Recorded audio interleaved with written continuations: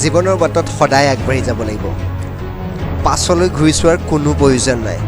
কেৱল নিজৰ লক্ষ্য উদ্দেশ্যক স্থিৰ কৰি আগবাঢ়ি গৈ থকা ডাঙৰ সপোন থাকিব লাগিব।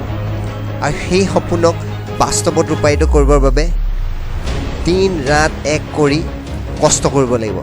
আৰু সেই কষ্টৰ মাজত যিদিনা ছাকচেছ আহিব, সেই ছাকচেছক কোনেও ধৰি ৰাখিব নোৱাৰে। আৰু এই ছাকচেছৰ বাবে আপুনি কোনো অহংকাৰ লালসা কৰিব নালাগে। কৰ্ম সদায় কৰিবই লাগিব। কৰ্মই হৈছে ধৰ্ম, গীতাত ভগৱান শ্ৰীকৃষ্ণই কৈছে। গতিকে এই কৰ্মৰ মাজেৰে আপুনি নিজৰ জীৱনক প্ৰতিষ্ঠিত কৰিব লাগিব, শান্তি ল'ব লাগিব, সুখ ল'ব লাগিব। আৰু এই কৰ্মৰ মাজতে এই আটাইখিনি পাব। আৰু এই কৰ্মৰ মাজৰে ব্যক্তিগত গতানুগতিক কিছুমান কৰ্ম থাকিব। সেই কৰ্মখিনিও সুকলমে পৰিচালনা কৰিব লাগিব। জীৱনত কেতিয়াবা অকলশৰীয়া অনুভৱো কৰিব। সেই সময়খিনিত আপুনি অতীতৰ স্মৃতি প্ৰেৰণাৰ সৈতে নিজকে আগবঢ়াই লৈ গৈ থাকিব লাগিব। থমকি ৰ'লে নহ'ব।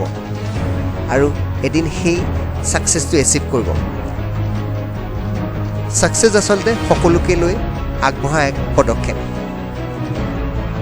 সকলোৰে সৈতে মিলা প্ৰীতিৰে আগবাঢ়ি গৈ থাকক কৰ্মৰ মাজেৰে।